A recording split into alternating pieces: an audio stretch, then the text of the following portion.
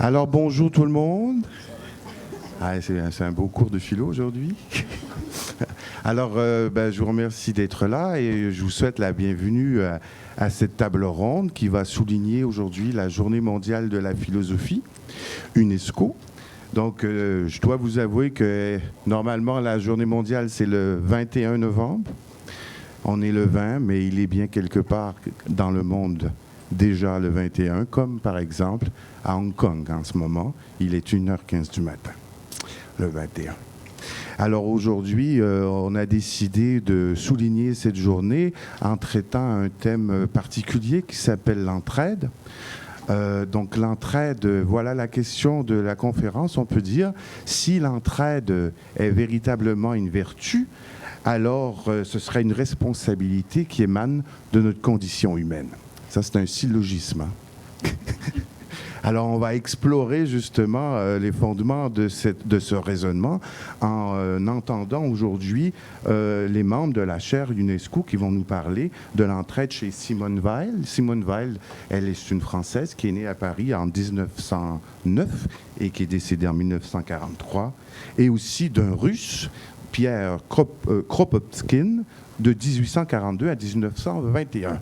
Donc, chez ces deux auteurs, on va entendre nos conférenciers nous parler de l'entraide. Je tiens juste à souligner que sur la fiche que nous a préparée les communes, l'image qui a été ici conçue, elle a été faite par un étudiant en technique d'intégration multimédia, Maxime Vincelette. Bravo. Elle est très douée. Alors, pour vous présenter d'abord la chaire d'UNESCO, on va vous présenter un petit vidéo qui a été préparé pour souligner précisément les 20 ans d'existence de la chaire. Donc, je vous invite, ça dure 3 minutes, à écouter cela.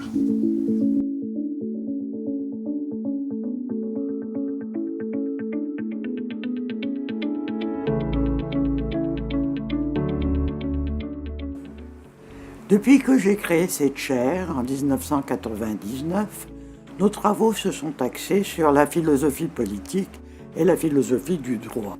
Nous nous efforçons de constituer un pôle d'excellence de la philosophie vivante, de la philosophie pratique.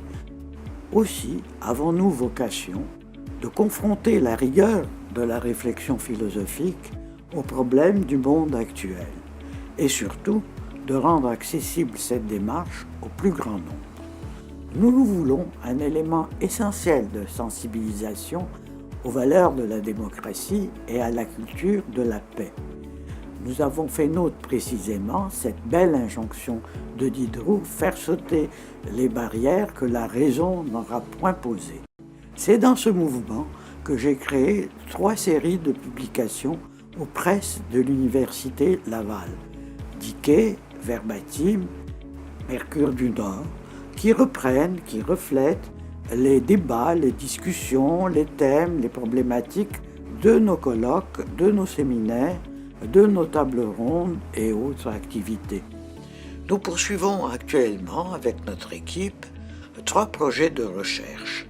Philogène, l'encyclopédie virtuelle des révolutions, et l'étude des phénomènes liés à l'islamophobie, la radicalisation et le fondamentalisme. Notre chaire travaille au sein du réseau UniTwin, des chaires de philosophie, avec aussi la communauté en sciences humaines de 3 continents.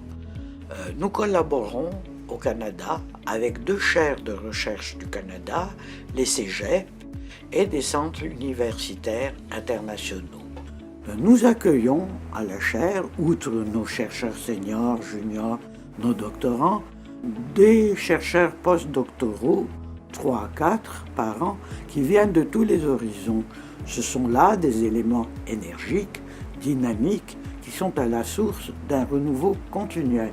Nous rejoignons également un public fidèle qui participe activement à nos séminaires mensuels de 20 à 30 personnes. Finalement, être une chaire UNESCO procure des avantages considérables. L'appartenance internationale nous confère lustre, prestige et un rayonnement accru pour nos activités. et bien sûr un ancrage solide de nos objectifs dans ce partage avec ceux d'un organisme de renommée mondiale. Finalement, j'aimerais conclure en reprenant le souhait traditionnel que notre chair vivat, crescat, floreat.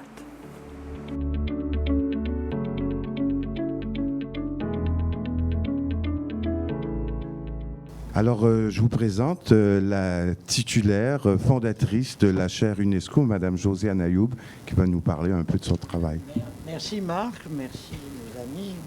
Vous êtes là venus entendre la bonne parole philosophique. Et comme disait Marc, il faut penser à nos pauvres concitoyens de Hong Kong, des jeunes comme vous, qui luttent pour la liberté et l'indépendance, ce qui est la mission même de l'éveil à la philosophie, à la réflexion philosophique. Je voudrais ajouter un mot à notre vidéo qu'on a préparée pour la Commission canadienne. C'est ce que nous faisons en ce moment. Nous réfléchissons, et vous êtes toujours les bienvenus, chaque mercredi, tous les 2 mercredis, non, enfin, je ne sais pas. Monsieur Lamontagne peut vous communiquer l'agenda. Nous réfléchissons sur les pratiques et les corruptions de la démocratie depuis l'Antiquité jusqu'à l'époque contemporaine. Et ça, c'est le plus important. Nous allons, l'année prochaine, ça se conclut.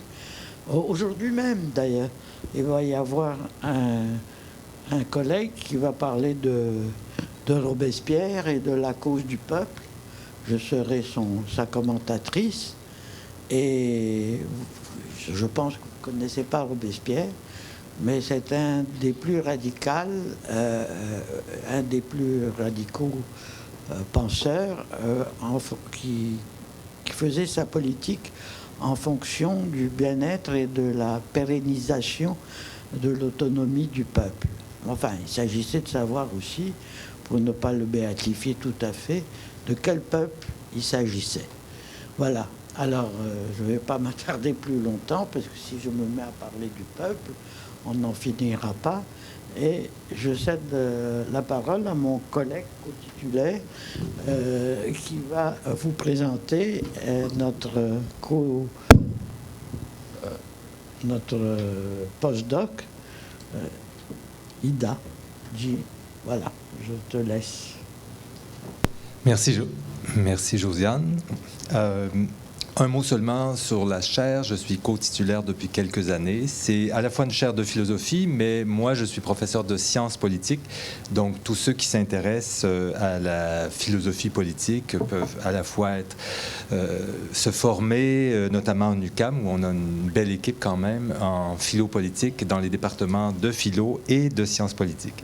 Donc, aujourd'hui, nous avons la chance d'avoir 2 postdoctorants de la chaire. Je connais Madame Ida Giugnatico, qui m'a dit que l'accent était sur le « ti », je crois, Giugnatico. Depuis 2 ans, elle est postdoctorante à l'UQAM. Elle est arrivée d'Italie avec une thèse de philosophie politique faite à l'Université de Calabre, largement sur l'auteur dont elle va parler aujourd'hui, c'est-à-dire Simone Weil, cette philosophe française du début du XXe siècle. Elle est en ce moment, comme je le disais, postdoctorante à l'UQAM. Elle a complété aussi un doctorat en sciences, un 2e doctorat, donc elle travaille beaucoup, elle travaille bien. Un 2e doctorat en sciences humaines appliquées à l'Université de Montréal sous la direction de Mme Violaine Lemay, où ses intérêts sont dirigés vers la construction d'une épistémologie critique pour la recherche interdisciplinaire à des fins d'action. Ses travaux majeurs portent sur l'interdisciplinarité et sur la philosophie de Simone Weil. Donc, elle va vous entretenir d'un sujet qu'elle connaît très bien. Je lui cède immédiatement la parole. À vous, Ida. Merci. Bonjour à toutes et à tous. Professeur Lamontagne pour la gentile invitation à participer à cette table ronde et aussi pour l'organisation de cet bon événement, ainsi que mon directeur Yves Couture et la professeure Josiane Ayoub pour leur soutien dans mon parcours postdoctoral à l'UQAM. Ma présentation d'aujourd'hui a pour objectif de vous illustrer l'entraide chez Simone Weil, une penseuse française du XXe siècle qui, comme j'ai mentionné dans mon sous-titre de la présentation, nous propose un modèle de philosophie de l'attention et du respect de l'être humain. Ma présentation est structurée en 3 parties. La première qui est dédiée à l'actualité de la pensée de Simone Weil. La deuxième où je vous montrerai comment Weil fait de cette philosophie de l'entraide sa raison de vie. Et pour conclure, la 3e partie qui se focalise sur un concept clé dans la pensée de Simone Weil, l'attention. Alors, je commencerai tout de suite par notre première partie. Comme je vous disais donc tout à l'heure, la philosophe Simone Weil, par sa pensée et son action, manifeste un exemple de philosophie de l'entraide, qui se décline en charité et en amour du prochain, en particulier envers les plus faibles. Toute la vie de la philosophe est orientée vers la recherche de la vérité et se combine avec une inspiration éthique et pédagogique qui l'a menée au cours de son voyage existentiel, non pas à échapper au monde, mais à exister pour les autres sous une forme radicale. Le thème de l'attention à l'autre est en effet le fil conducteur de toute la pensée de Simone Weil. La penseuse française estime important, conformément à la nécessité de la relationnalité qui est constitutive de l'être, d'écouter les besoins de tous, dans le respect de leur dignité inviolable. La modernité de la pensée weilienne, plus de 75 ans après sa disparition, est d'une actualité criante, à la fois dans le domaine philosophique, politique et éthique pédagogique. En particulier, nous pouvons voir l'originalité de la pensée de Simone Weil dans la critique de notre civilisation. Comme l'a souligné le philosophe Devaux, la première tâche à laquelle Simone Weil nous invite est de critiquer notre civilisation, puis de définir un parcours de vie qui donne un sens à l'existence de chacun de nous dans la recherche de la vérité. Il est difficile de définir la pensée de Simone Weil et de la situer dans le cadre d'un courant de pensée précis, tant sa production est riche et complexe. L'actualité d'une philosophie réside dans les questions et problèmes qu'elle pose. Alors, la pensée de Simone Weil est sans doute d'une pertinence surprenante. Toute sa vie est orientée vers la recherche de la vérité et s'associe à une inspiration éthique fondamentale qui l'a menée à consacrer sa vie aux autres. Je voudrais alors maintenant vous mentionner des épisodes de la vie de Simone Weil qui nous restituent un parcours singulier d'une philosophe qui dédie sa vie à aider son prochain et où aucune distinction entre pensée et action ne se pose. Née le 3 février 1909 dans une famille juive bourgeoise, Simone Weil a bénéficié d'une jeunesse substantiellement riche, compliquée par les déplacements fréquents de son père, médecin militaire, pendant les années de la Première Guerre mondiale. Dès son enfance et à l'âge de 5 ans, Simone a voulu devenir une marraine des soldats, se privant de sucre par la suite, afin d'envoyer tous ses biens alimentaires sur le front. Elle concevra toujours l'amour d'une manière qui soit cohérente avec cette expérience de son enfance, en considérant sa vie comme un chemin d'amour pour les autres, en particulier pour les plus pauvres, les souffrantes et les malheureux. Elle écrit « L'amour chez celui qui est heureux est de vouloir partager la souffrance de l'aimer malheureux. » L'entrée dans la prestigieuse école normale supérieure a dû paraître à ceux qui la connaissaient le choix évident d'une étudiante destinée à une brillante carrière universitaire. Mais les choses se sont passées effectivement différemment. La nécessité d'un engagement politique concret a été ressentie par de nombreux jeunes en ces années mouvementées. Dans le cas de Simone Weil, ceci est devenu une mission destinée à changer sa vie pour toujours. Toute juste diplômée, en 1931, elle demande à enseigner dans les zones ouvrières portuaires du Nord. Simone Weil, cependant, n'est pas une simple spectatrice. Pour elle, il ne suffit pas d'analyser, il faut vivre, il faut ressentir, il faut aider. Les problèmes de son époque, de l'Allemagne nazie à l'Union soviétique communiste, en passant par les États-Unis, est celui de l'industrialisation forcée, un mécanisme implacable qui semble tout détruire. En 1934, elle demande un congé et commence à travailler à l'usine, d'abord aux ateliers Alstom à Paris et plus tard à Renault. Selon elle, nous devons faire l'expérience de certaines situations pour les comprendre. Le même besoin d'agir dans son époque et d'aider son prochain l'a conduit à participer à la guerre d'Espagne en 1936, aux côtés du camp républicain. De plus, le 13 juin 1940, lorsque les Allemands rentrent dans Paris, Simone quitte la ville et se dirige d'abord vers Vichy, puis vers Toulouse et Marseille, où elle s'efforce de trouver des faux documents à ceux qui doivent fuir et assiste les pauvres et les opprimés. Ce faisant, elle encourt la répression des organes institutionnels. Le 7 juin 1942, Simone Veil part pour les États-Unis. Elle arrive à New York, mais regrette aussitôt sa décision. Elle se perçoit comme une fouillarde, tandis que les autres, en France occupée, se battent. Donc elle essaie immédiatement de retourner en Europe. L'objectif est de rejoindre Londres et de s'inscrire dans les rangs de la France libre, l'organisation de résistance française dirigée par le général de Gaulle. Afin d'opposer une force morale à la violence brutale des SS nazis, elle souhaite organiser un corps d'infirmières de première ligne. De Gaulle refusa et Veil fut chargé d'examiner des documents de nature politique de la France occupée.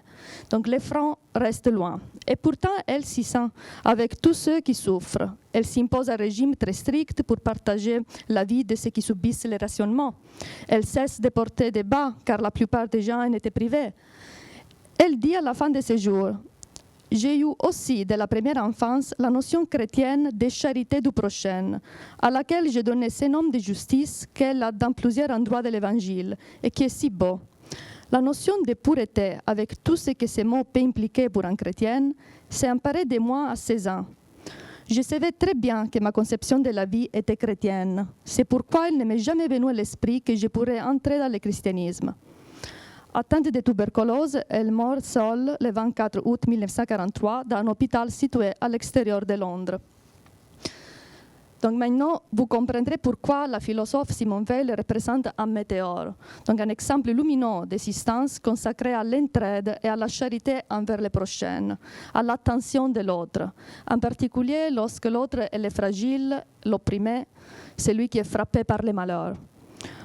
Aujourd'hui, une question se pose spontanément. Quel est le message qui nous est laissé par le passage de ces météores?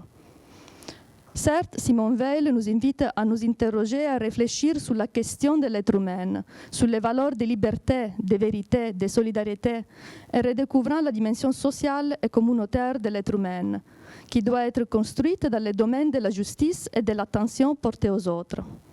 La penseuse française nous rappelle que la personne est sociale, non seulement à cause de ses besoins et de la fragilité de la nature humaine, mais aussi à cause de la générosité radicale inscrite dans l'être même de la personne, de son besoin de vérité et de son attitude à la communication, à l'intelligence et à l'amour, propre à l'esprit qui exige d'être en relation avec d'autres êtres humains.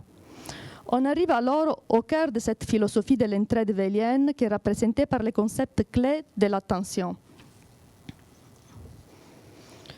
Simone Veil écrit dans une lettre à Joe Bousquet datée 13 avril 1942. L'attention est la forme la plus rare et la plus pure de la générosité. Il est donné à très peu d'esprit de découvrir que les choses et les êtres existent. Depuis mon enfance, je ne désire pas autre chose que d'en avoir reçu avant de mourir la révélation complète. Donc, le thème de l'attention à l'autre est le fil conducteur de toute la pensée de Simone Veil, une constante que Veil garde toujours à l'esprit afin de répondre à la question de savoir ce qu'est l'être humain. Elle croit donc qu'il est important d'écouter les besoins de tous, et en particulier des plus faibles, de répondre aux demandes des travailleurs sans les opprimer ni nuire à la dignité de quiconque. Les expériences acquises à l'école des années 1931-1932 aux années 1937-38 révèlent une pensée féconde dans laquelle, à travers les lettres envoyées à la famille, mais aussi aux amis, aux étudiantes, on peut retrouver des valeurs telles que l'amour pour l'autre, la solidarité. Dans ses relations avec ses élèves, Veil a adopté des aptitudes non conventionnelles qui rendaient les parents méfiants. Même ses vêtements étaient ostensiblement masculins et elle affichait une chevelure décoiffée. Huguette Bor, une des étudiantes de Roanne, qui était profondément impressionnée par sa rencontre avec Simone Veil dès son premier jour d'école, raconte qu'il était impossible de ne pas remarquer son apparence insouciante et inhabituelle, bien peu féminine. Elle portait des chaussures à talons plats, jupes en dessous médiocres, chaussettes en coton. Elle avait un mépris total pour son apparence, un détachement des choses matérielles qui étonnait les étudiantes et prouvait le fait qu'elle versait l'essentiel de son salaire aux chômeurs. Weil a écouté attentivement ses élèves, en essayant de les comprendre et de découvrir leur conscience. Les mêmes étudiantes ont suivi ses cours avec grand intérêt, admirant sa culture exceptionnelle et sa générosité affective. C'était un point de référence pour tous ses élèves, de sorte que le nombre d'inscrits a doublé pendant son enseignement. Les principes essentiels de l'enseignement de Weil, inspirés par son maître Allen, consistait dans le fait que seul ce qui est expérimenté personnellement constitue le vrai savoir. Donc un principe qu'elle met également en pratique en vivant son expérience d'hallucine, de sorte que tous les discours économico-philosophiques d'aliénation, de travail en chaîne, d'exploitation, atteignent leur valeur de savoir, car elle en a fait l'expérience sur sa chair. On peut dire que ses études, sa vie et ses choix de pensée, ses enseignements s'inspirent d'une pédagogie basée sur l'entraide et qu'elle entend faire de la place pour les autres moins fortunés et plus en marge de la société. Sa pensée peut aider à réfléchir aujourd'hui sur la séparation négative entre penser et agir, une cohérence que l'on retrouve dans son enseignement, une philosophie en tant que chose exclusivement en acte et pratique, là je citais Weil, qui a toujours été au centre de sa pensée. Pour Weil, l'attention est un processus qui doit mener à la vérité et donc à cette condition de sagesse grâce à laquelle saisir la beauté et l'harmonie à travers laquelle Dieu a ordonné le monde. Pour la penseuse française, c'est précisément cet ordre qui marque l'univers entier et qui est représenté dans les formes de culture authentique, c'est-à-dire qui contribue à la construction de la civilisation de l'amour par l'éducation aux valeurs importantes telles que la vérité, le bien, la liberté, la justice et la solidarité. C'est seulement ainsi que la pensée de l'être humain devient plus forte et devient la capacité de saisir tout ce qui peut servir le bien, tout ce qui peut servir le vrai, et ainsi donner sens et valeur à l'expérience existentielle de la vie. Se référant à la culture platonicienne, dont elle était une interprète attentive, Simone Weil donne à la culture une signification particulière en tant que connaissance du bien et de la vérité, pour laquelle la connaissance n'est pas réservée à quelques-uns, mais doit être étendue à la majorité, de sorte que chacun puisse discerner le bien du mal et viser une connaissance qui est vérité. Selon Weil, l'attention est la forme de générosité la plus rare et la plus pure. C'est la façon dont nous manifestons notre amour les uns pour les autres. Donc l'attention fait partie du souci de l'autre et comprend les besoins de protection et d'écoute, les besoins d'aide, de fraternité. C'est la rencontre entre l'amour et le respect, la fusion du dévouement et de la liberté. Donc le but principal de l'éducation pour Weil est de développer l'attention. En 1942, elle déclare que la culture a pour but la formation de l'attention et que par conséquent, les exercices scolaires sont pleinement efficaces pour accroître le pouvoir d'attention qui sera disponible au moment de la prière. L'attention est un changement, faisant de la place à la voix de l'autre, comprenant non seulement sa réalité existentielle, mais agissant pour qu'une société juste ne soit pas celle de revers. Weil estime que former la faculté d'attention consiste à suspendre sa propre pensée, à la laisser disponible, vide et perméable au sujet, à maintenir aux marges de sa propre pensée, mais à un niveau inférieur, les différentes connaissances acquises que l'on est obligé d'utiliser. Donc Weil donne aux étudiantes deux recommandations. La première concerne l'étude. Donc étudier sans penser aux notes, sans suivre ses goûts personnels, mais en étudiant toutes les disciplines de la même manière, car elles sont toutes fondamentales pour la connaissance et pour la formation de l'attention. La seconde concerne la possibilité d'un échec dans une discipline donnée, qu'il faut accepter, parce que l'erreur, comme le prétend Popper, est éducative et formatrice. Et autre, la philosophie française, estime qu'il est nécessaire de stimuler chez les étudiants la motivation d'apprendre, c'est-à-dire de provoquer chez eux le désir d'apprendre quelque chose. Donc, la compassion et la solidarité face à la souffrance humaine dans toutes ces manifestations douloureuses ont été pour elle les principaux objets de son attention. L'expérience de Lucine, combinée à celle de la compassion concrète, ressentie comme un poids de destruction, lui permettra d'affirmer dans l'un de ses plus beaux livres, Attente de Dieu, que connaître vraiment les malheureux implique de connaître vraiment les malheurs. Cette connaissance n'est pas une simple curiosité, mais trouve sa racine dans la compassion et dans la solidarité, vécue dans l'essence chrétienne, jusqu'à perdre dans l'autre, dans l'opprimé et dans le malheureux, son identité, jusqu'à devenir l'autre. Donc c'est l'essence profonde du mot « attention » qui, plutôt qu'une attitude, est vraiment une vertu chez Weil. L'amour des autres, compris dans l'essence chrétienne, trouve sa substance la plus profonde dans l'attention. C'est quelque chose de plus et de différent de la chaleur humaine, de l'impulsion du cœur, de la piété. La capacité de faire attention à malheureux est chose très rare, dit Weil, chose très difficile. C'est presque un miracle, c'est un miracle. Presque tous ceux qui croient avoir cette capacité ne l'ont pas. La chaleur, l'élan du cœur, la pitié n'y suffisent pas. Donc sa compassion et sa solidarité vont à l'autre, surtout quand ce sont les pauvres, les opprimés, les nécessiteux, les malheureux. L'expérience du don et de la souffrance que la philosophe française expérimente personnellement représente deux coordonnées fondamentales de son parcours existentiel et de sa pensée. Cette croix a été traduite et exprimée dans la compassion ardente et radicale qui l'a amenée à vouloir vivre un mystérieux processus de substitution, elle dira décréation, consistant à prendre la place du malheureux et à subir leur souffrance comme la seule voie possible de rédemption. C'est par l'identification à l'autre que l'individu peut faire face à son existence fondamentalement enracinée dans le mal. Donc l'entraide weilienne a alors une relation de dérivation très étroite avec l'idée de compassion chez Schopenhauer.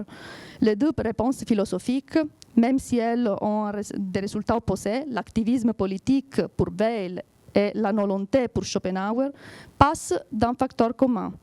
Le passage est nécessaire par la coprésence avec la douleur des autres, avec la vie d'autrui. Un autre point de contact entre ces deux grands représentants du pessimisme européen est leur relation hautement sui generis avec la divinité. Comme Schopenhauer, Weil évite également l'institution ecclésiastique, tout en invoquant dans ses œuvres le poids de Dieu par rapport aux affaires humaines. Donc, que reste-t-il aujourd'hui de la contribution de Simone Weil, à part des pages de philosophie éthique et politique d'une qualité superbe qui nous montrent la valeur extrême de l'entraide? Il reste l'envie de repenser continuellement la réalité, de ne pas tomber dans l'acceptation apathique de quelque chose que l'on ne peut pas imaginer posséder jusqu'à ce qu'elle soit problématisée avec esprit critique. En d'autres termes, il s'agit toujours de la contribution d'une femme qui évite tout isme, poursuivant l'objectif d'aider les autres en prenant parti pour les opprimés, même au prix de sa propre vie. Merci.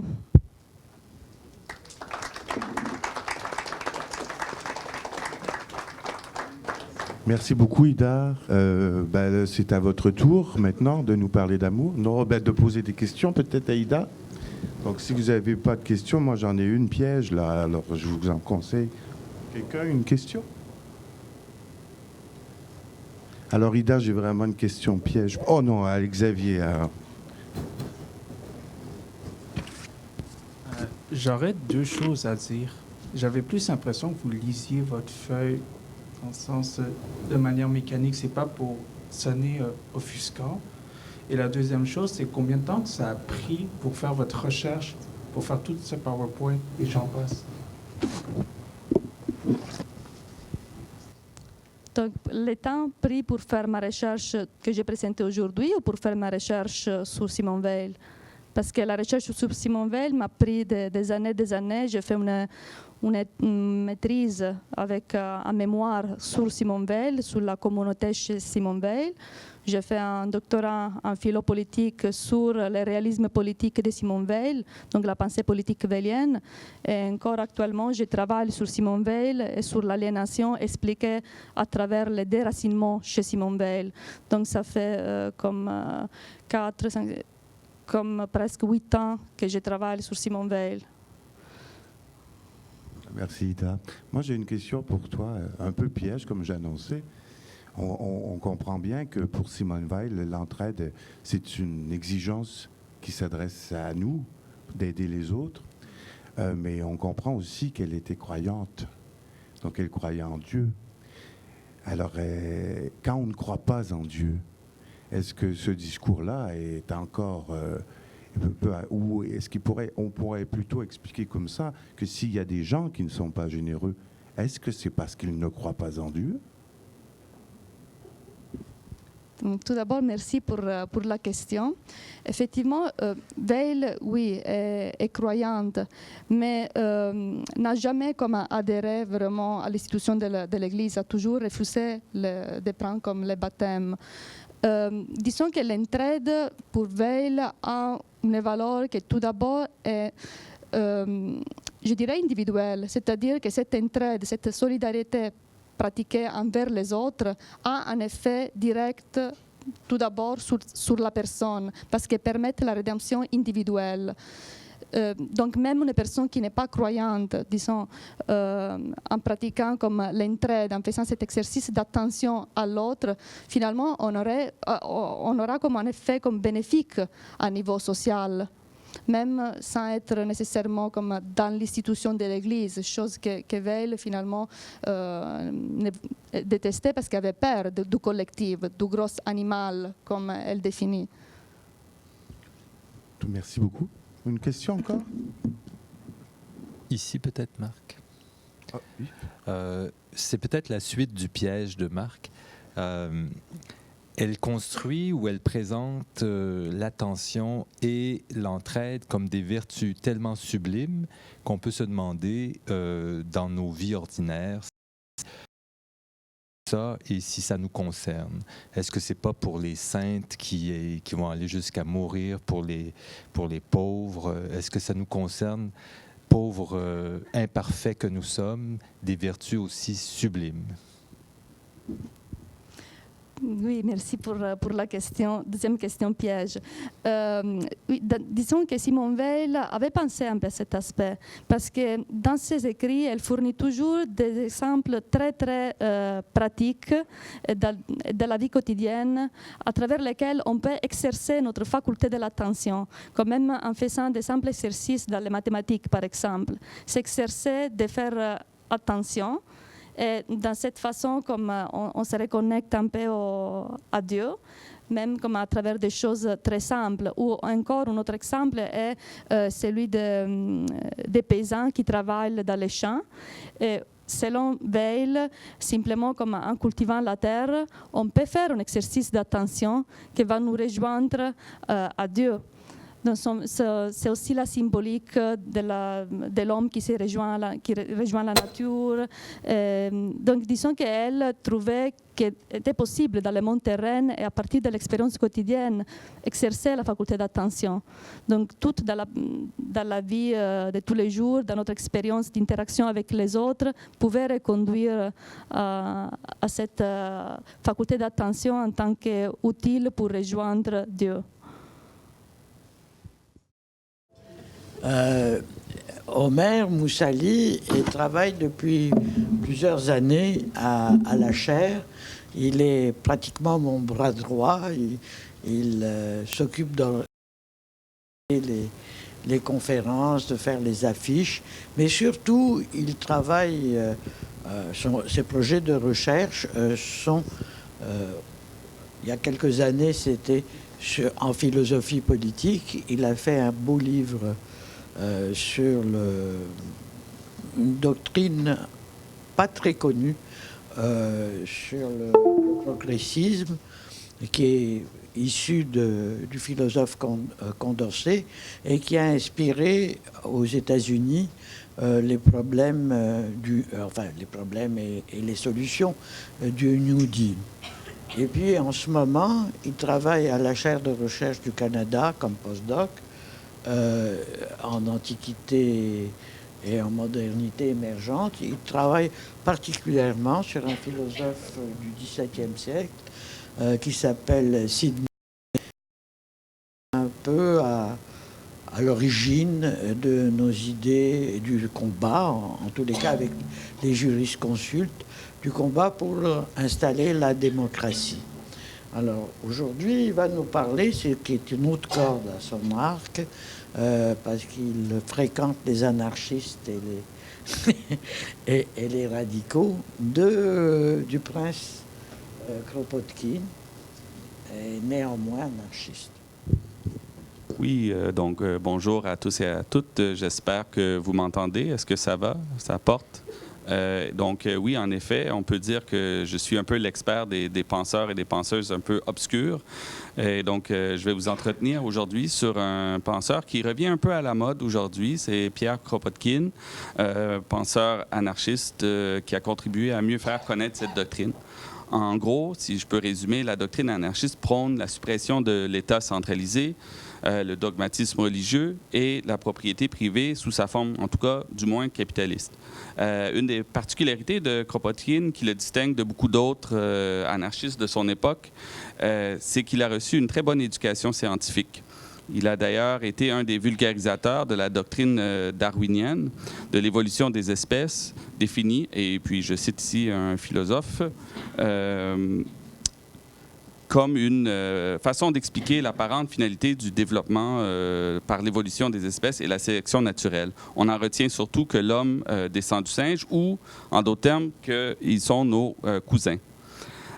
Partant de l'idée que nos conceptions éthiques ne proviennent pas d'une source métaphysique, ça c'est le postulat de Kropotkin, mais découlent plutôt de tendances biologiques inhérentes à l'être humain en tant qu'animal sociable, Kropotkin cherchait pendant plusieurs années à comprendre l'origine naturelle de la moralité humaine. Notre sujet traite donc dans un ordre chronologique, 3 de ses ouvrages sur cette question.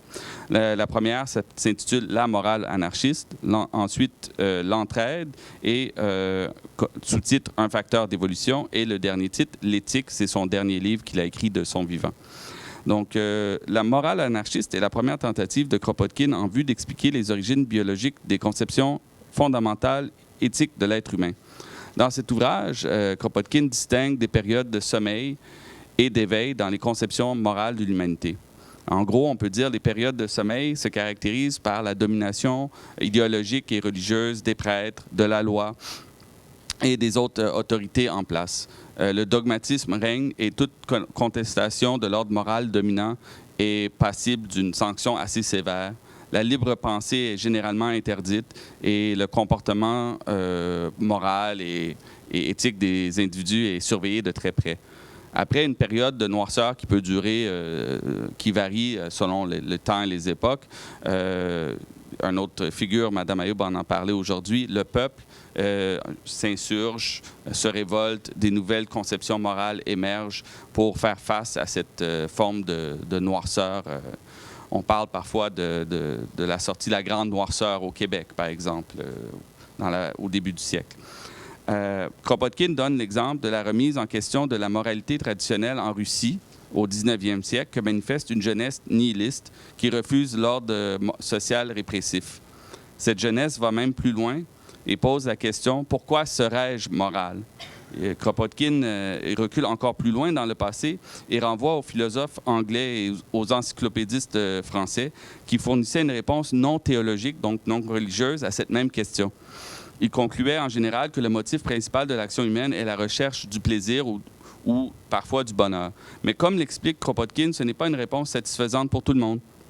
En effet, s'il est vrai qu'on peut constater dans bien des cas que l'être humain recherche le plaisir et évite le plus possible la douleur, on n'a pas vraiment la réponse « qu'est-ce qui en est la cause ?»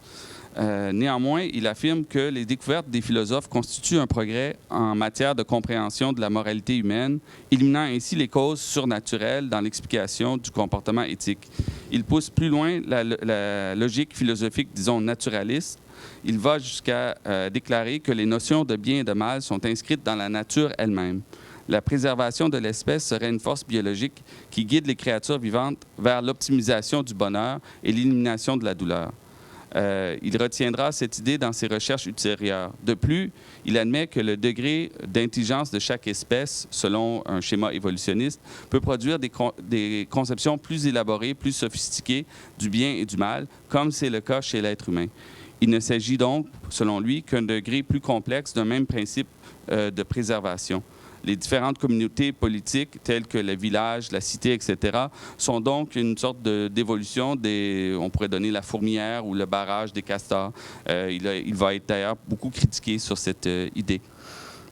En ce qui concerne spécifiquement la théorie de l'évolution de Charles Darwin et les sentiments moraux, Kropotkin mentionne qu'Adam Smith, et on va passer ici, qu'Adam Smith avait déjà apporté un élément d'explication à cet aspect essentiel de l'éthique inhérent chez l'être humain. Il s'agit de la découverte du sentiment de sympathie. On a parlé aussi de l'attention. Dans l'œuvre, il a écrit 2 ouvrages très connus. Adam Smith, Recherche sur les causes de la richesse des nations, et cet autre livre, sur la sympathie, le sentiment de sympathie. Et Kropotkin va l'avoir lu et dit qu'il y a des indices là, des éléments de réponse à sa quête des causes de l'entraide chez l'être humain. Il se retrouve d'ailleurs chez d'autres animaux. Par la suite, Kropotkin s'est penché sur des continuateurs de Darwin. D'après lui, ces derniers, ceux qu'il va appeler les darwinistes, ont négligé de mentionner que Darwin avait lui-même souligné l'importance de ce sentiment chez différentes espèces. La solidarité et surtout l'entraide est un concept donc, que Kropotkin va développer dans son prochain ouvrage sur cette question, et c'est son ouvrage le plus connu, L'entraide, un facteur d'évolution. Dans l'introduction à l'entraide, Kropotkin souligne que la lutte pour la survie, censée caractériser la vie animale, n'est pas aussi prévalente que ne le prétendent les darwinistes.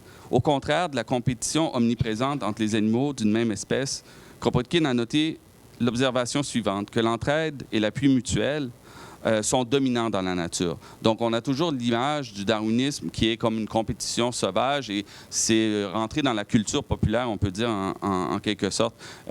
Il note, Kropotkin, que c'est pas toujours le cas et que même on peut voir plusieurs exemples qui vont dans le sens inverse.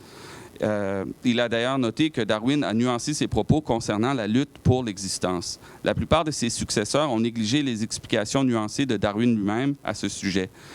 D'après Kropotkin, les darwinistes ont plutôt retenu un seul élément de la pensée de leur maître, la compétition, tout en négligeant systématiquement l'entraide. D'ailleurs, ici, vous voyez, c'est un exemple qu'il donne de l'entraide, la migration, par exemple, des oiseaux qui collaborent ensemble pour une même finalité et ils ne sont pas nécessairement en compétition, mais cette pratique permet la survie d'un plus grand nombre de l'espèce. Le résultat net est la survie du plus grand nombre. Kropotkin donne ainsi un bel exemple d'une association animale guidée par le principe d'entraide. De plus, Kropotkin note que parmi les mammifères, les espèces les plus solidaires ont plus de chances de survie. Il soutient que le travail collectif, par exemple, qui caractérise certaines espèces d'animaux, se retrouve et chez certaines espèces d'animaux et aussi chez l'être humain. À l'encontre des espèces sociables qui collaborent, les espèces plus solitaires ont moins de succès. Ils sont répandus sur un territoire souvent plus limité et lorsque leur force individuelle leur quitte, ils sont plutôt dépourvus. D'après lui, la sociabilité ne fait que commencer à prendre l'importance qu'elle mérite dans la science biologique moderne. On parle évidemment au début du 20e siècle. Il affirme d'ailleurs que la vie sociale qui permet aux différentes espèces de prospérer serait impossible à imaginer sans un développement parallèle et progressif des sentiments moraux qui renforcent la solidarité. Le sentiment de sympathie identifié donc par Adam Smith, que reprend Kropotkin, est un pas dans la bonne direction pour comprendre les sources des origines éthiques des êtres humains. De plus, Kropotkin souligne qu'il faut comprendre la lutte pour la survie dans un sens plutôt figuré. Il en va de même dans les différentes expressions utilisées par Darwin. Ses disciples ont souvent une interprétation trop littérale des écrits de Darwin. Les changements climatiques, par exemple, la sécheresse dont on a parlé beaucoup dernièrement, Kropotkin a été un des premiers d'ailleurs à dire les causes qui font en sorte, par exemple, de l'extinction peuvent être liées beaucoup plus, pas nécessairement à l'extinction des espèces par la compétition, mais justement par des changements géologiques, climatiques, etc. Donc, il a voulu contrebalancer l'argument de la lutte pour la survie en prenant en compte la question environnementale. À ce niveau-là, on peut dire qu'il est vraiment un précurseur. La compétition et la violence sont coûteuses, mettent en péril la vie collective de tous parce qu'elles dilapident l'énergie de l'espèce, ce qui est nuisible à la survie de l'individu et de son groupe. Inversement, l'entraide et le soutien mutuel sont des facteurs importants dans la capacité d'adaptation des différentes espèces. Avant de passer à l'évolution des sociétés humaines, il prend quelques minutes pour récapituler certaines de ces thèses importantes. Même si la guerre n'est pas exclue dans la nature et dans la société, Kropotkin affirme que la paix et l'entraide sont plus favorables au développement des espèces. L'évolution et le progrès de l'espèce humaine sont largement redevables à l'entraide. Il dénonce d'ailleurs la doctrine d'un autre grand philosophe anglais. Donc, Kropotkin a quand même bien étudié les penseurs anglais, Thomas Hobbes, et qui a été interprété d'une certaine façon par les darwinistes et d'autres comme voulant que les premiers hommes étaient des êtres surtout violents et compétitifs. En se basant sur la recherche d'anthropologues du 19e siècle surtout, qui étudient de manière scientifique les sociétés dites primitives, il en est parvenu à la conclusion qu'elles étaient organisées à partir de principes élémentaires d'entraide et de solidarité plutôt que de compétition et de violence très organisée. Selon lui, l'organisation en clans serrés, par exemple, était au cœur des premières collectivités humaines. Il note que beaucoup d'explorateurs et de commerçants européens, ignorant les mécanismes des institutions collectivistes d'entraide qu'ils rencontrent lors de leur voyage, les jugent faussement à partir de préjugés de supériorité et caractéristiques du capitalisme du 19e siècle, et s'avérant incompréhensible aux peuples solidaires vivant au sein d'institutions d'entraide. Après avoir énuméré plusieurs exemples de solidarité et d'entraide au sein de peuplades à travers la planète, Kropotkin en est parvenu à sa conclusion principale concernant la sociabilité et l'aide mutuelle comme facteur d'évolution. Les associations qui favorisent le travail commun, le partage égalitaire des ressources et la solidarité humaine sont, d'après lui, au cœur des plus grandes réalisations de l'espèce humaine. Il y a d'ailleurs une qualité morale remarquable qu'on retrouve chez tous les peuples soi-disant primitifs que Kropotkin a examinés. L'individu s'identifie fortement avec son groupe ou avec sa tribu. Sans toujours le dire explicitement, Kropotkin voit dans la disparition de cette qualité morale dans les sociétés individualistes aujourd'hui, modernes, une des causes principales des problèmes sociaux actuels. La règle du chacun pour soi prime au sein de telles communautés, alors que le chacun pour tous prédominerait dans les communautés dans lesquelles règne plutôt l'entraide. Il note néanmoins une limite à la solidarité tribale qui n'a jamais englobé, évidemment, toute l'espèce humaine. En fait, la solidarité et le soutien mutuel s'appliquent surtout à l'intérieur du clan ou de la tribu. Face aux groupes externes, il existait une plus grande méfiance et parfois du conflit. Même en admettant cela, Kropotkin affirme qu'il existe plusieurs mécanismes sociaux dans ces différentes peuplades pour mitiger les conflits entre les groupes. Comme nous l'avons vu, la combinaison harmonieuse des forces individuelles au sein d'une communauté est, d'après lui, au cœur de la réussite de l'espèce humaine à travers dans le long temps de l'histoire. À différents stades d'évolution, cette caractéristique réapparaît sous une nouvelle forme. Ça, c'est une autre thèse de Kropotkin. Du clan basé sur l'idée d'une communauté sanguine, on passe progressivement à une conception plus territoriale et la commune du village devient éventuellement l'élément central de la cohésion sociale. Évidemment, il est conscient qu'il ne s'agit pas d'une trajectoire uniforme, qu'il n'existe pas d'une loi universelle pour expliquer l'évolution de toutes les sociétés dans une direction, mais il voit ça comme une force constante. Il réitère simplement son idée directrice concernant le caractère naturel de la société humaine et l'évolution de ses institutions sociales suivant le principe d'entraide. Ces observations donnent souvent lieu à une interprétation, celle de ses opposants, à une interprétation plutôt négative.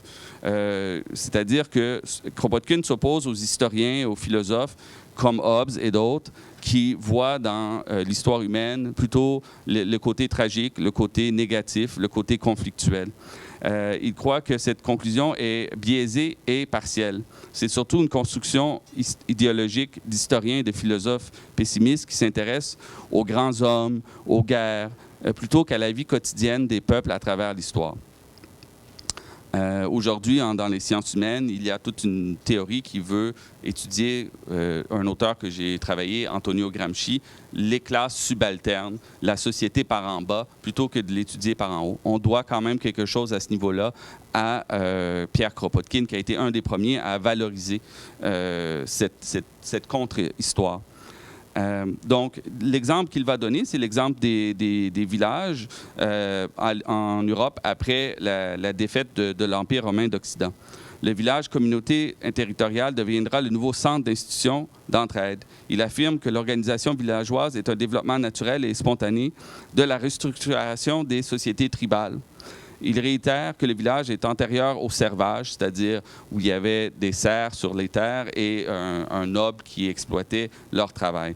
Il avait au sein de la communauté villageoise des limites claires à la propriété privée individuelle. Si elle était reconnue dans certaines circonstances, elle n'était pas absolue. Les villages étaient composés de plusieurs familles élargies et il y avait des différentes organisations démocratiques qui étaient au cœur des décisions. De plus, Kropotkin note que la commune villageoise était une forme permettant au petit peuple de résister à l'oppression des puissances féodales. Il ne nie pas que la guerre fut un élément inhérent à la vie historique, mais il répète que c'est peut-être exagéré et on oublie l'autre côté de la médaille. Pour comprendre le fonctionnement des communes, Kropotkin donne l'exemple, avec des anthropologues, etc., français, qui avaient écrit des livres, du peuple kabyle en Afrique du Nord, chez qui ces institutions étaient encore fortement enracinées. Le droit coutumier, l'aide aux plus pauvres et aux faibles, on parlait de ça avec Simone Veil, étaient au centre de toutes leurs institutions sociales. Il ajoute qu'on retrouve de telles institutions sur tous les continents et qu'ils ont souvent été violemment, justement, désorganisées par les puissances coloniales à l'époque. Donc, elles ont d'abord été déconstruites par les forces de l'État en Europe et des puissances, bon, la propriété privée. Vous pouvez, si ça vous intéresse, il y a dans un autre courant, mais qui n'est pas celle de l'anarchisme, mais du marxisme, tout ce qu'on appelle l'accumulation primitive du capital, l'accumulation des richesses, comment ce mécanisme de jeter des gens en dehors de leur terre pour pouvoir enrichir une petite minorité qui sera aux origines du capitalisme. Kropotkin va un peu dans le même sens que Marx à ce niveau-là. L'entraide villageoise et la fédération furent graduellement détruites. Ce processus favorisa l'accroissement du pouvoir des minorités possédantes. Mais différentes formes d'entraide continuèrent à survivre et même à prospérer. Je ne peux pas ici vous donner tous les exemples qu'il va donner. Je vais juste en venir au dernier ouvrage et à la conclusion. En 1921, il va écrire un livre qui s'appelle L'éthique. Et dans l'introduction de ce dernier ouvrage, l'éditrice Mary Goldsmith résume les 3 phases évolutives de la moralité humaine selon Kropotkin. L'instinct de sociabilité, la création des règles morales et finalement la générosité. Kropotkin souligne d'entrée de jeu pour la première fois dans l'histoire humaine, nous entrons dans une phase matérielle où il sera possible à tous et à toutes de se cultiver moralement et intellectuellement. C'est dû en large partie au progrès scientifique et technique de la société industrielle de son époque. Mais Kropotkin se demandait néanmoins si l'humanité allait être capable de saisir cette occasion historique pour abolir l'inégalité et la pauvreté qui caractérisaient son temps. Le triste constat est que malgré de notables améliorations matérielles, nous vivons toujours dans un monde où les inégalités sociales sont relativement énormes et où un large segment de l'humanité survit au jour le jour par le travail. Donc, on ne parle pas juste d'ici, mais partout sur la planète, au niveau global. Kropotkin gardait quand même un espoir qu'un jour, les êtres humains allaient, grâce au progrès de la science, avoir une meilleure idée des rouages du comportement humain. D'après lui, les immenses progrès dans différents domaines de la connaissance nécessitent une nouvelle morale capable de mieux les orienter. Et pour lui, ce n'est pas un rêve utopique. Dès ses débuts, les progrès scientifiques furent accompagnés de nouvelles valeurs et de nouvelles attitudes morales. Kropotkin note que les grandes tendances qui semblent se combattre aujourd'hui, ou à son époque, même on pourrait dire même aujourd'hui, sont soit le retour au mysticisme religieux ou la glorification de l'amoralisme individualiste, le chacun pour soi. Il prend décidément le parti pour une 3e voie, celle qui harmonise la réflexion scientifique et une préoccupation morale concernant le concept d'entraide. Et comme nous l'avons vu, il croit fermement que l'origine des sentiments moraux chez les animaux et les humains ont une base biologique. La vie animale ne peut être réduite à une lutte acharnée. Il réitère ses conclusions à propos de la sociabilité dans l'éthique. Pour lui, c'est sur une base naturelle qu'il faudrait bâtir la nouvelle éthique humaine. Si nous refusons cette explication naturaliste, nous sommes condamnés à tomber dans l'une des 2 conceptions idéologiques de la moralité. La métaphysique religieuse ou la moralisme nihiliste. On retrouve donc toujours des conceptions similaires de la justice, de l'égalité, du soutien mutuel dans toutes les meilleures institutions humaines. D'ailleurs, il va retrouver ces éléments-là dans ce que Simone Veil va trouver, par exemple, dans l'Évangile, les morales. Il va dire qu'eux-mêmes sont basés sur des pratiques sociales très anciennes qui sont reprises sous forme de métaphores ou d'aphorismes, etc., religieuses. Et pour lui, la cause principale du non-développement d'une nouvelle éthique scientifique basée sur l'entraide est redevable aux penseurs spéculatifs qui refusent d'étudier les phénomènes naturels et préfèrent leur théorie métaphysique aux observations empiriques qu'on peut étudier la nature et la société. Il opte donc, lui, il a une perspective plus naturaliste. Dans cette perspective, l'individualité et la sociabilité ne sont pas incompatibles. Elles sont des tendances naturelles qui s'équilibrent et qui se renforcent. Elles sont le propre de la vie en général. L'individu d'une espèce donnée recherche les meilleures conditions de vie, mais les meilleures conditions de vie sont généralement redevables au comportement sociable de l'espèce. Donc, il y a aussi une certaine circularité dans la pensée de Kropotkin à ce niveau-là. Il y voit la logique de la vie biologique en général. C'est une des raisons qui le pousse à s'insurger contre les formes artificielles qu'il lui considère artificielles, l'étatisme moderne, la bureaucratie et le capitalisme sauvage de son époque. Il voit dans ces formes d'organisation sociale des qualités opposées à celles de l'entraide. Il croit cependant qu'elles n'ont pas l'importance dans le développement civilisationnel de l'humanité que lui accordent les philosophes pessimistes. Si vous voulez lire la version pessimiste très courte, c'est le livre « Malaise dans la civilisation » de Sigmund Freud, le grand psychanalyste. Vous allez avoir là une version à l'opposé de la vision de Pierre Kropotkin. D'après lui, le but de l'éthique est d'encourager les comportements qui favorisent le bien-être collectif et l'abolition des institutions qui exploitent et aliènent les individus qui favorisera cette tendance-là. Il considère que seule une éthique élaborée selon les principes de l'évolution de Darwin, dans son sens le plus large, mais non dans la perspective étroite des darwinistes, est susceptible de sortir l'espèce humaine dans l'impasse entre la métaphysique et la moralisme individualiste. Merci.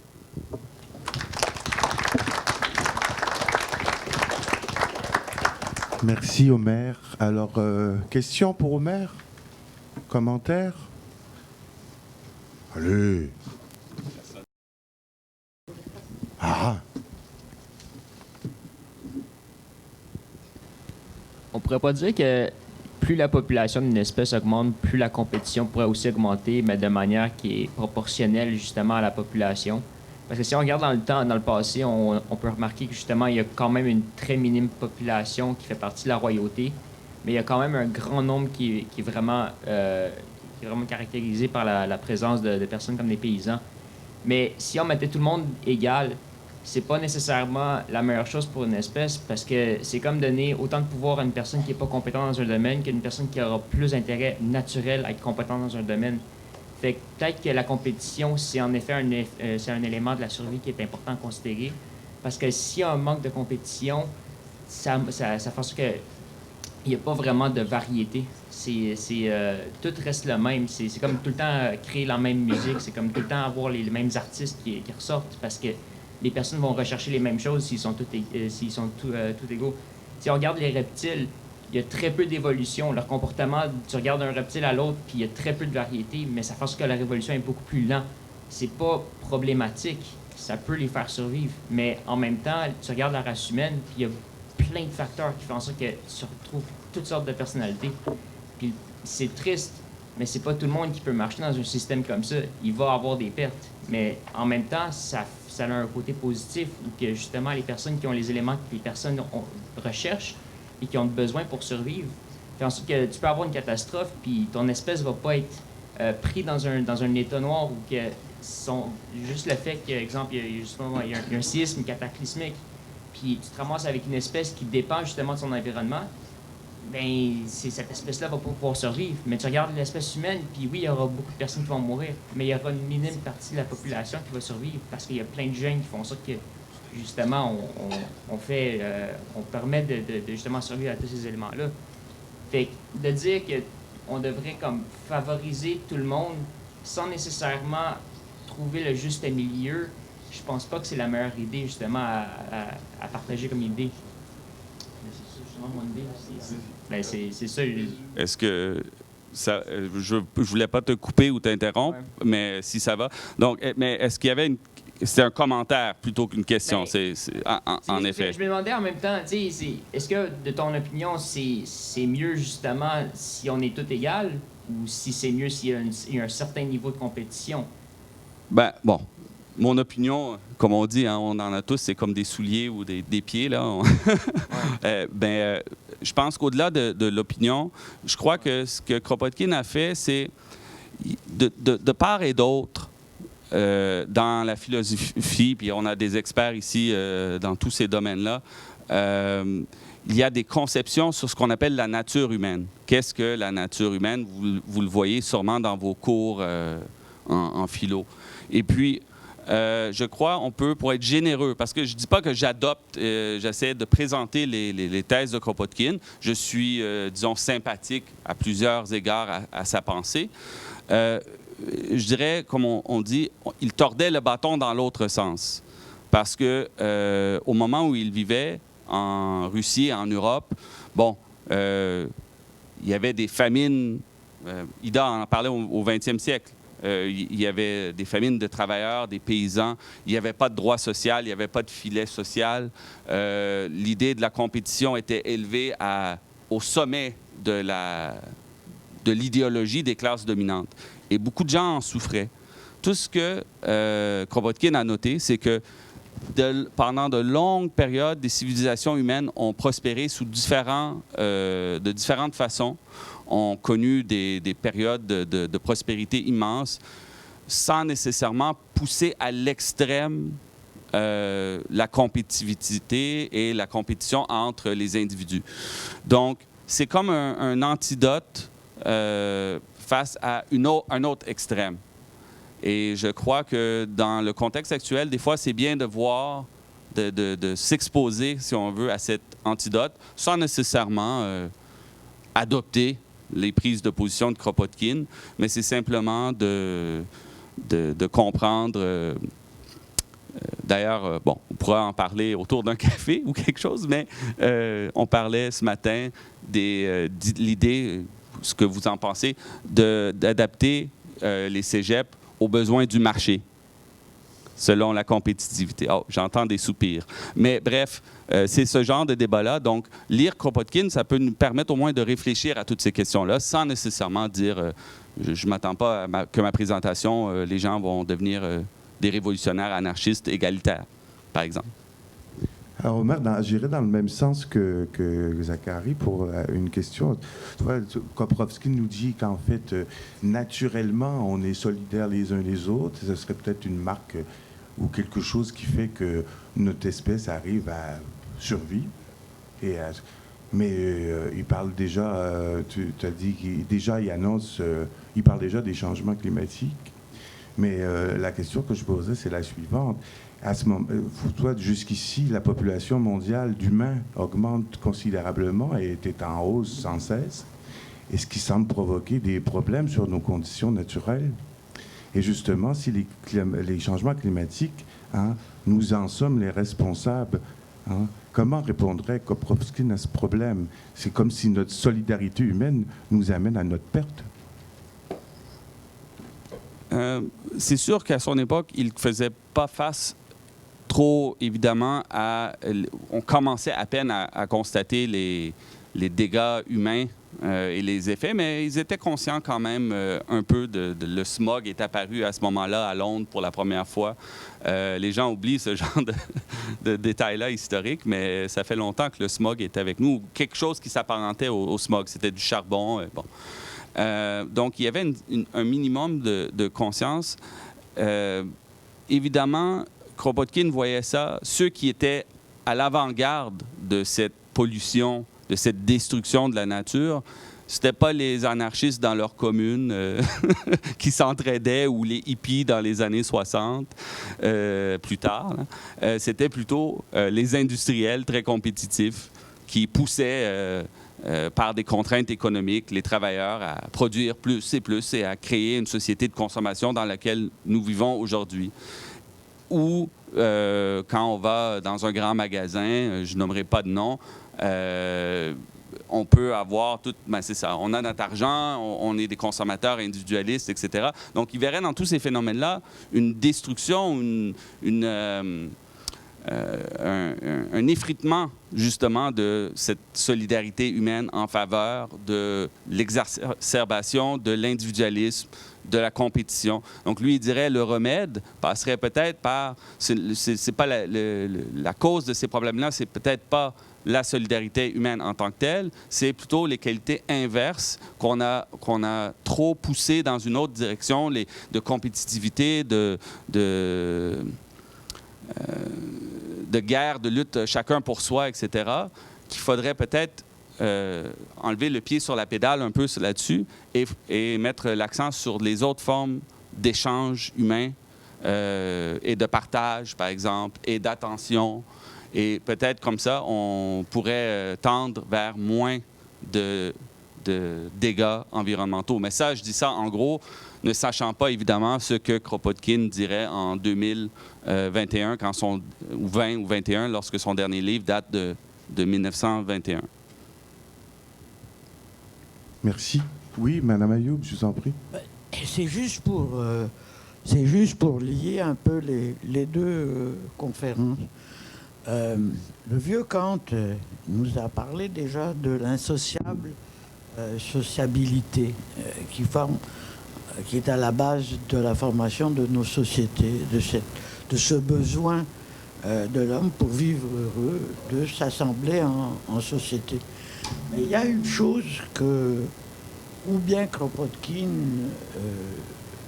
sur laquelle Kropotkin s'attarde, et Simone Weil aussi, c'est au niveau de la nature humaine, n'est-ce pas, ou bien le besoin d'entraide, de solidarité, ou bien la façon pour chacun de ne pas séparer la pratique de la théorie et de pouvoir surmonter ce conflit à hauteur de l'individu pour se pencher vers l'autre.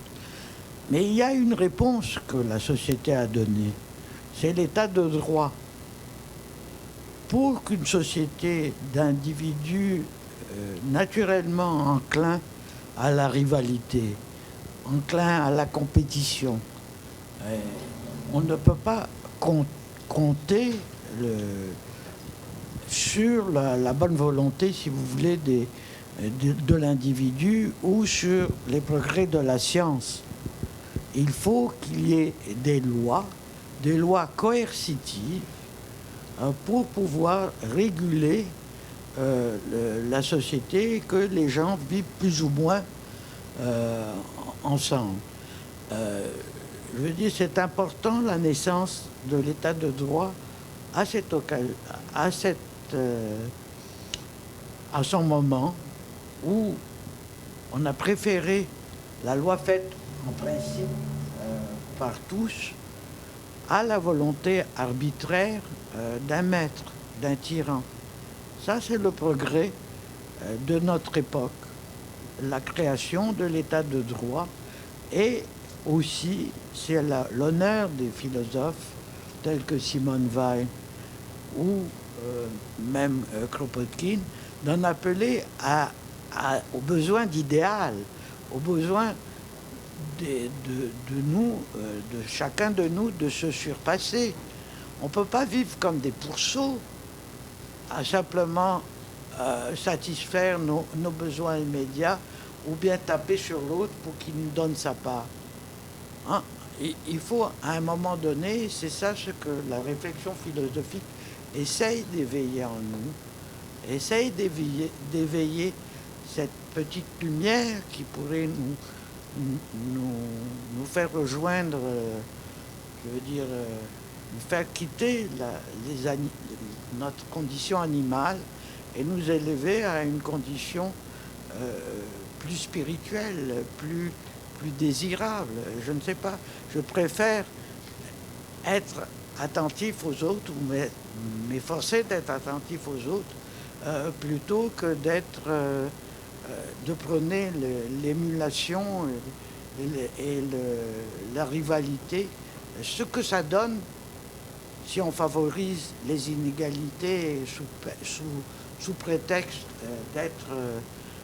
de favoriser le progrès et l'amélioration, on finit dans la main des dictateurs. Ou alors, dans nos démocraties, avec les populistes. Le populisme qui vous chante, tout ça va très bien, pour vous que et ce sont des ruses. Parce qu'au lieu du bien commun, ils ne pensent qu'à une petite élite qui va en profiter.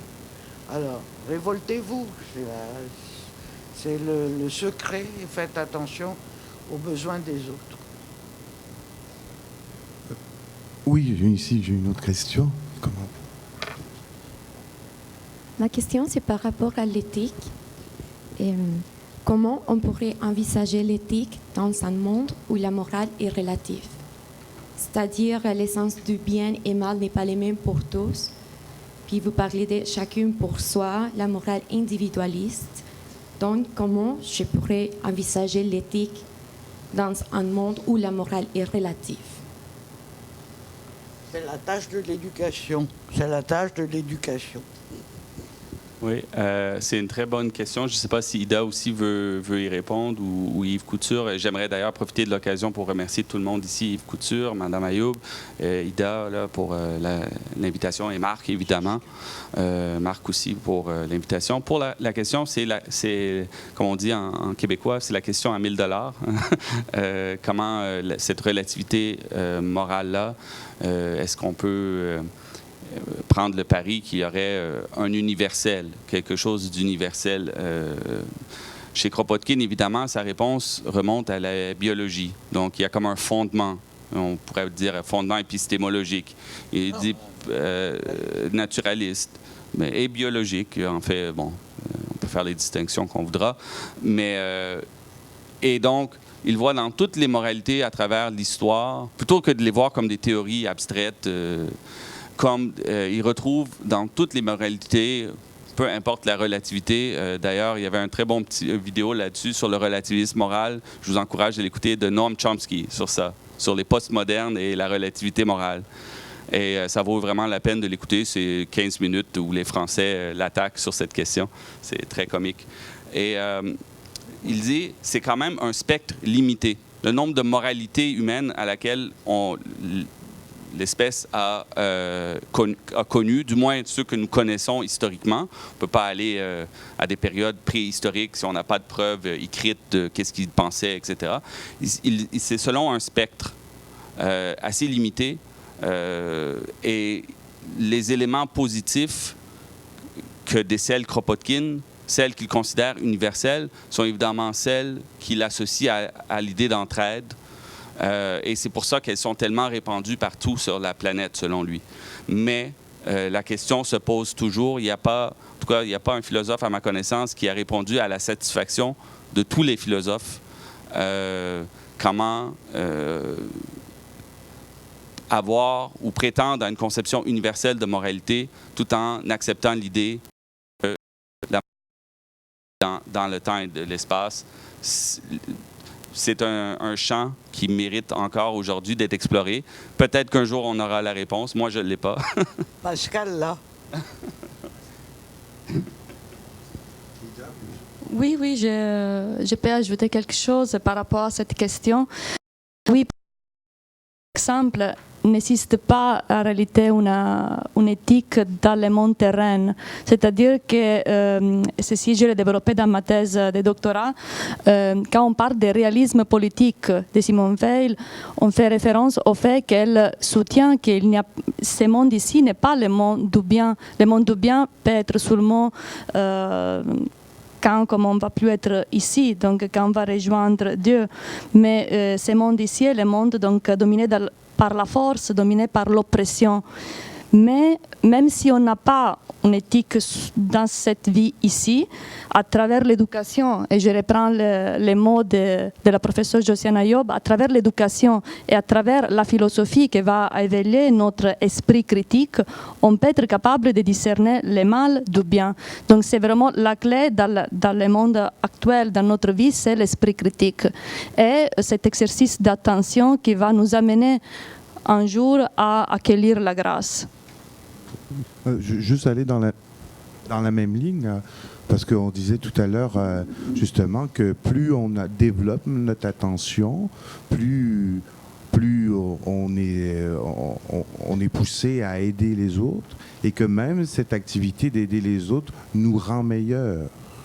Donc d'une certaine manière, on pourrait dire que l'entraide, en fait, il faut tenter de le faire pour aussi se découvrir soi-même. Mais l'idée sur laquelle je voulais revenir, pour pas qu'on quitte avec une idée que Simone Weil, c'est une religieuse, par contre. Le Dieu dont elle parle et dont elle s'inspire, et y a-t-il un lien, là c'est une question pour l'examen final, hein, y a-t-il un lien dans cet idéal de perfectibilité dont elle parle avec Platon, par exemple? Avec les deux mondes de Platon, puis nous, on travaille là-dessus en ce moment, on se dit, l'âme, elle a une destinée immortelle, elle est déjà immortelle, ici, elle est en séjour. Comment faire ce lien avec Simone Weil? Oui, bien sûr, comme Simone Weil réfère à un dieu qui est le dieu platonicien, et en général, elle a toujours à l'esprit la culture grecque. Donc les dieux auquel elle réfère, c'est cet idéal de grâce, de beauté suprême, d'ordre, d'harmonie, ou aussi comme de faire dans notre vie pratique de tous les jours un peu comme une sorte d'harmonie dans notre microcosme, c'est-à-dire d'atteindre ce que est l'idéal grec de métaxou, du juste milieu, trouver cette vie du juste milieu pour rejoindre cette harmonie à travers laquelle Dieu a ordonné le monde. Donc on peut dire que cette beauté est la connaissance. Et la connaissance, donc la vraie connaissance, c'est Dieu même, c'est la grâce. Mais il faut être prête à accueillir la grâce. Une image très belle que Weil utilise à ses propos, c'est un peu celle du poussin qui se trouve à l'intérieur de la coque d'un œuf et qui ne peut pas simplement comme briser le coq quand est prêt, mais c'est la température externe qui lui informe que c'est le moment.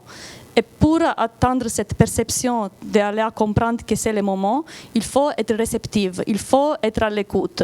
Et cette prédisposition, cet être à l'écoute se réalise à travers l'attention. Donc l'attention weilienne n'est pas passivité et se réalise comme tous les jours dans nos petits exercices de cette faculté, mais surtout c'est un exercice qui amène à être prêt à recevoir la grâce. Donc être à l'écoute aussi de l'autre, ne veut pas dire passivité, veut dire au contraire activisme, mais activisme dans le respect de l'autre, de dire un peu, faire un pas de reculer un peu et permettre à l'autre d'exister, d'être au monde, dirait Heidegger. Oui, j'avais une question par rapport à l'éducation, parce que l'éducation, c'est un peu ce qu'on nous enseigne pour mieux survivre dans notre milieu. Des fois, parce qu'en fait, c'est comme ça dépend d'où qu'on vient. Exemple, dans la démocratie qu'on est, c'est comme on vit bien. Et parfois, l'entraide, je ne pense pas que c'est possible vraiment, parce que c'est à cause de l'éducation et du milieu qu'on vient. Je sais que c'est difficile à imaginer, mais je me souviens, mon grand-père, et en fait, lui, c'était pas un enfant de cœur quand il était jeune. Il jouait aux cartes avec le dictateur de Madagascar. Et il y avait des servants, entre guillemets, si vous voyez ce que je veux dire. Mais mon grand-père, il m'a souvent expliqué qu'il avait eu des regrets quand il était jeune, parce qu'il a suivi un modèle de famille, parce que c'est ce qu'on lui a enseigné. Dans le sens, c'est comme, à la place d'aider les autres, lui, il était en train de chiller, boire sa bière, jouer au poker avec le dictateur de Madagascar aussi.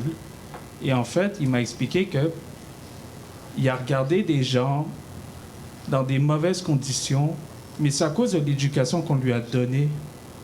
Et en fait, il n'a pas choisi son éducation. Il n'est pas né maître de son destin, forcément. Il a juste suivi une ligne qu'on lui a donnée. Dans le sens, qu'est-ce qu'on pourrait en dire? Qu'est-ce qu'on pourrait en faire? Parce que des fois, ce n'est pas nous qui décidons forcément.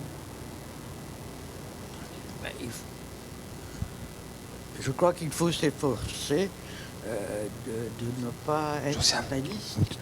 Il faut s'efforcer de n'être pas fataliste et de ne pas accepter son destin. Mais, et comme vous avez raison aussi de dire qu'on est façonné par son milieu, mais notre effort, notre honneur, quand nous devenons plus conscients, plus autonomes, c'est de pouvoir lutter contre ce qui nous a modelés. C'est tous les formes morales, ce qu'on appelle les formes morales, qui est aussi politique. Et au moins un bon côté, c'est que son petit-fils, si on peut prendre ça comme ça, il ne vous a pas dit « Ah, j'ai adoré ça et c'était le meilleur moment de ma vie ». Il a eu des regrets. Donc, il y a quelque chose de l'universalité morale en lui qui l'a fait voir à un moment de sa vie où il était plus prêt à le voir, que ce n'était pas nécessairement...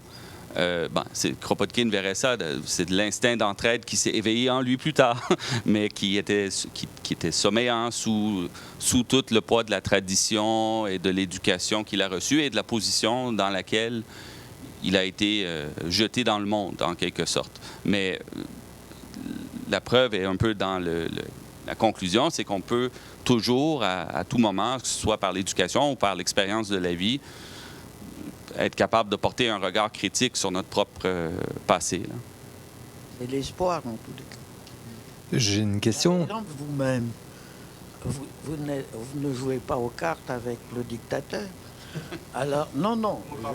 C'est pas pour à cause d'une révolution. Les Coréens sont débarqués, sont allés donner les armes aux gens dans les années... Oui, d'accord. Mais ce que je voulais dire, c'est que vous, maintenant, même votre grand-père vous a raconté, donc vous pouvez réfléchir sur son destin et sur le vôtre propre, où vous n'êtes plus aux mains des Coréens ou des Malgaches. Vous êtes dans un cégep avec des camarades et il faut s'efforcer de choisir vous-même ce que vous voulez devenir. Et ce, pourquoi vous allez pouvoir vous battre. Parce qu'il faut toujours avoir une cause. Que ce soit votre propre cause ou la cause à laquelle vous allez vous rallier. Mais de vivre comme ça, au jour le jour, à se satisfaire de programmes de Netflix ou de n'importe quelle bébelle, ça ne vaut pas la peine. Oui, j'ai une question double. D'abord, une curiosité pour Kropotkin. Il a réagi contre les darwiniens qui donnaient trop d'importance à la compétition et il a rappelé l'entraide. Mais est-ce que lui maintenait une place pour la compétition? Parce qu'il y a eu une question intéressante sur la compétition tout à l'heure et ça rejoint aussi la question sur le relativisme moral. Et là, je vais l'illustrer parce que peut-être que l'enjeu, c'est d'articuler des pôles différents si on veut faire une éthique complète. Nous sommes dans une institution qui peut-être forme les gens à ensuite accepter la solidarité sociale, la justice. Mais c'est quand même des institutions qui fonctionnent aussi à la compétition. Vous aurez des notes, vous serez tous jugés les uns par rapport aux autres. L'université, c'est la même chose. Compétition pour les bourses, compétition pour les emplois ensuite, etc., etc. Donc, il ne faut pas non plus avoir des lunettes uniquement roses et se dire que l'éthique pourrait se suffire de l'entraide et que nos sociétés pourraient se suffire de l'entraide. Elle fonctionne très largement, la compétition. Alors, d'abord, je me demande si Kropotkin gardait une place pour la compétition. Puis ensuite, si, plus largement, si on veut penser l'éthique, il ne faut pas intégrer des pôles différents et non pas seulement un pôle qui serait l'entraide, qui est peut-être insuffisant pour penser toute la condition humaine. Est-ce que vous avez dit une question double? Est-ce que vous m'entendez? Est-ce que le micro fonctionne? Okay. Parce que j'ai toujours l'impression que... c'est une très bonne question. Je crois... Bon, encore là, il y a... À l'époque de Kropotkin, pour revenir, ce qu'il voyait devant les yeux, c'était vraiment... le pire là, du capitalisme industriel du 19e siècle, le mouvement ouvrier, les paysans en Russie, par exemple, les révoltes paysannes. Donc, il voyait dans ces excès de compétitivité un mal, évidemment. Mais il ne nie pas, parce qu'évidemment, il se place du point de vue, il essaye en tout cas de se placer du point de vue scientifique, et il voit bien que chez Darwin aussi, la lutte pour la survie et la compétition, donc à l'intérieur même d'une espèce et entre les espèces, est bien réelle. Il ne peut pas le nier en tant que scientifique, il le voit. Mais il dit, il y a tout un volet qu'on a négligé, qu'on a sous-estimé, qui est celui de l'entraide. Et d'ailleurs, c'est une notion qu'il reprend je ne sais pas si c'était un géographe, mais un scientifique russe qui avait noté ça, qui avait fait ressortir les éléments d'entraide dans les écrits de Darwin. Et Kropotkin, qui est quand même original dans le sens qu'il a développé des livres là-dessus, des articles, etc., c'est quand même tenu sa base. Il s'est basé sur un autre scientifique qui a noté que les éléments d'entraide sont peut-être un facteur très puissant aussi. Et donc, peut-être qu'on peut parler d'équilibre. Ça, c'est la réponse facile. C'est-à-dire que il faut un peu de compétition, un peu d'entraide, etc. Mais en fin de compte, il ne pouvait pas éliminer, même dans ses écrits, il ne pouvait pas éliminer la part de... Parce qu'il dirait, à ce moment-là, je deviens métaphysicien. J'élimine les hypothèses qu'on observe dans la nature qui ne me plaisent pas et donc je l'élimine. Mais il dit qu'il faut la remettre à sa place. Et d'ailleurs, quand vous lisez, par exemple, Darwin, ce qui vaut la peine quand même c'est un bon travail de philosophie, juste de le lire pour savoir ce qu'il a vraiment écrit, ce bonhomme. Il se base quand même sur la notion de Malthus sur la population, où c'était, grosso modo, il appliquait à la population humaine en disant l'alimentation croît de façon arithmétique et la population croît de façon géométrique, si je ne me trompe pas. Exponentielle, mais il utilise les termes géométriques et arithmétiques.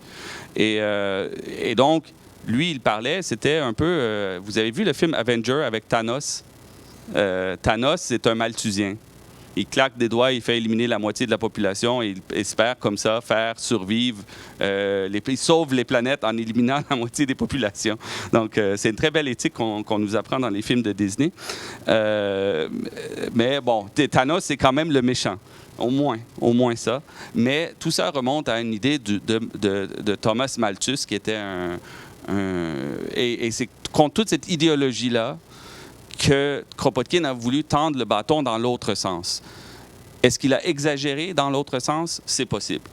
Mais je crois que c'était un correctif qui, encore aujourd'hui, même aujourd'hui, il y en a qui parlent un langage plutôt néo-darwinien, néo-malthusien de compétition, qui, moi, encore une fois, c'est mon opinion, m'effraie toujours un peu. Merci Omer. Une dernière question? Merci. Ma question, c'est concernant Simone Veil. On sent aussi que dans Simone Veil, le côté de l'entraide est très important. Avec la question de l'étudiant qui est devant moi, on parlait aussi donc du déterminisme. Okay? Est-ce que, pour Simone Veil, je voulais savoir, est-ce qu'elle pensait que l'entraide devait résoudre quelque chose? Et dans le fond, ma question, c'est, on le sait que parfois, la pauvreté ou les malheurs, il y a un côté comme, si on regarde sur la planète, par exemple, les problèmes nord-sud, on sait que dans le sud, il y a beaucoup, beaucoup de souffrances. Et donc, qui restent là. Par exemple, si on regarde, depuis qu'on est nés, tous ici, on doit connaître 1 ou 2 pays qui n'arrêtent pas de souffrir. Et après ça, on dit, OK, il faut aider. Est-ce que pour elle, aider amène à une solution ou est-ce qu'elle admet finalement que l'entraide peut avoir quelque chose où ce ne serait peut-être pas dans une vie humaine où on va voir la fin, mais où ça demeure important? Oui, merci pour votre question. Effectivement, les côtés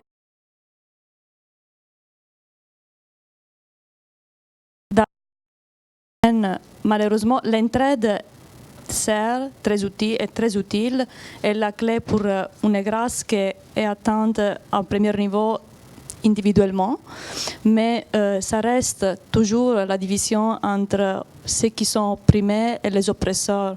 Donc les oppresseurs et les opprimés, donc les malheureux vont toujours exister. C'est pour elle, en fait, au début, il faut dire qu'au début, elle croyait que c'était possible que l'entraide allait résoudre ces problèmes-là.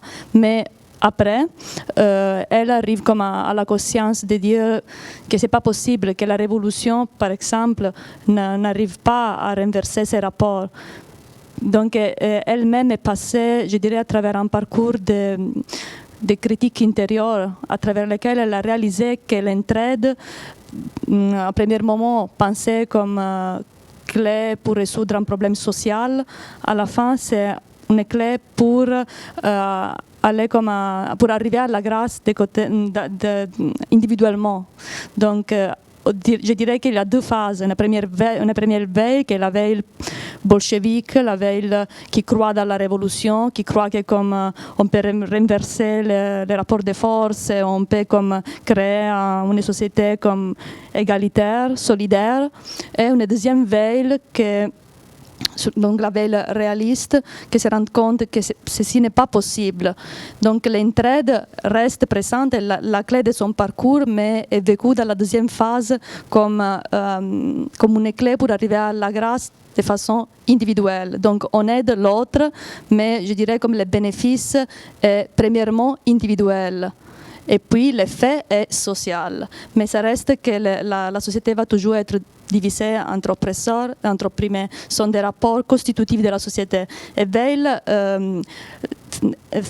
élabore cette réponse vraiment sur la base de la conscience que la société est gouvernée par le mal.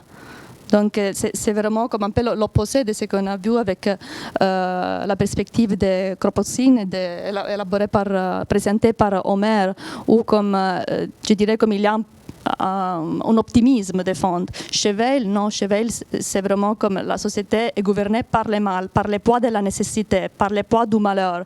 Mais c'est à travers cette expérience du malheur qu'on peut attendre la grâce. Merci beaucoup, Ida. D'ailleurs, ça répond à la question que je posais au tout début. L'entraide, ça a l'air d'être une nécessité de la condition humaine, en fait. Sur ce, je vous remercie tous d'avoir été présents. Je remercie surtout la chaire UNESCO d'avoir accepté de venir célébrer la Journée mondiale de la philo avec nous. Et je le lance comme ça à l'année prochaine. Merci.